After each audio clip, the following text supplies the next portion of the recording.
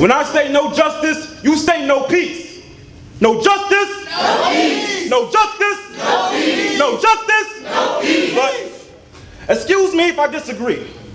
Because I think when there's no justice, it's the best time for me to sit down, pick up my phone, open my notes, and write a piece. A piece of my minds for that black mother and black father who can't have peace of mind, because every time their black son walks out that front door, they're afraid he'll accidentally intimidate a brother of a lighter complexion and never come back. And it's sad, because not too long ago, there was a man that had a dream that he would hear freedom ring from the red hills of Georgia. Now the only thing I hear ringing out is gunshots, and the hills are painted red with our blood. The hills are painted red with our black blood, both of which start with B, so who would have ever thought that the most dangerous gang dressed in blue that starts with C wouldn't be Crips? Cops. Have you ever thought that maybe there's more criminals in suits than in hoodies? Maybe there's more thieves in uniforms than in hoodies? Maybe they're so scared of our hoodies because they remind them of the ones their granddads used to wear. Originally, when I wrote this, I wanted to put lines in here about black women, about black wives. Something about how I admire them because they're like superheroes. How I marvel at their strength. Because they have to live constantly in the fear that on any given day, their shield, their Black Panther, could walk out that front door and have an altercation with police Captain America, and he won't see a husband, he won't see a father, he won't even see a man, because his prejudice will blind his vision, and he will be afraid, because the only thing he will see is a Hulk. And in a flash faster than a bolt from Thor's hammer, she will become a black widow, and there will be no one left to avenge her.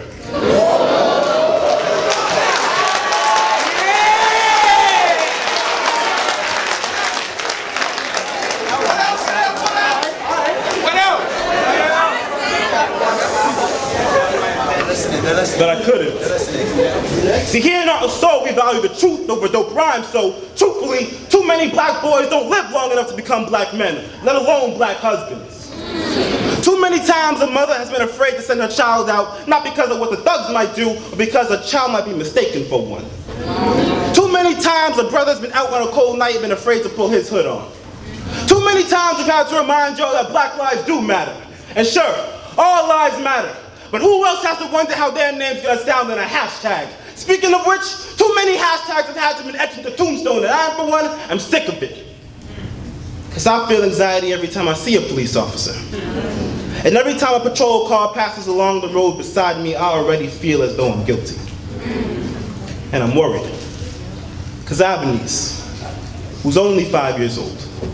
And as beautiful as she is, I'm afraid that by the time she's finally old enough to want to find a man, there won't be enough good black ones left.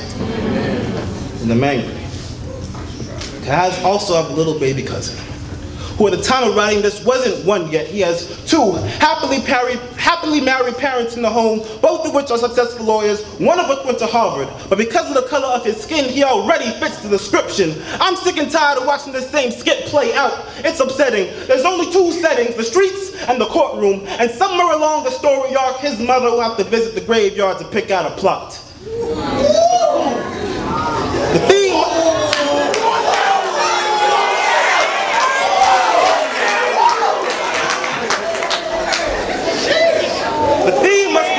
because the plot never changes. The skin has already been colored guilty by a standard issue police 9mm gavel. Bang, bang! Case closed. Court dismissed. The story ends long before he was ever even old enough to develop the content of his character.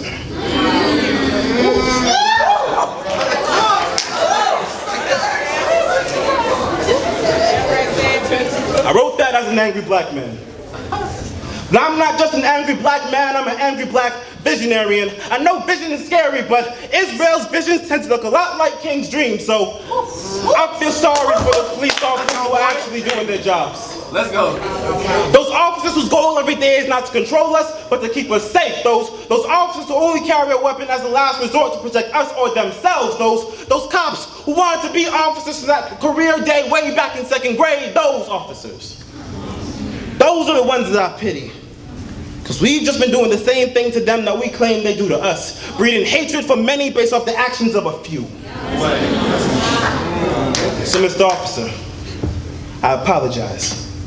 I apologize on behalf of those that look like me but don't know how to act. The ones who never quite got a handle on manners ever learned respect, Mr. Officer. This apology is not to be confused. I'm simply just asking that you return the same basic human rights, dignity, and respect that I have shown to you, Mr. Officer.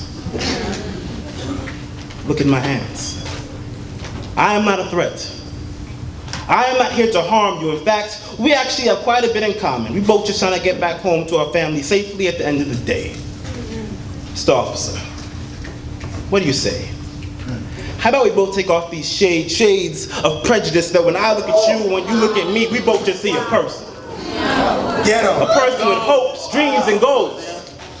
A person with loved ones and a family back home. A person. Maybe then we could get some justice.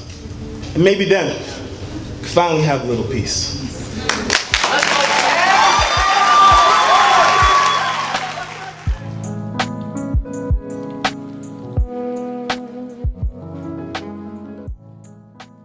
They're young, have mastered the art of using master's hard heart as a muse to master arts about the news. I'm not trying to fight, boy. You're gonna end up like Ollie, sir. I'm just trying to get my education. Where is your license and registration?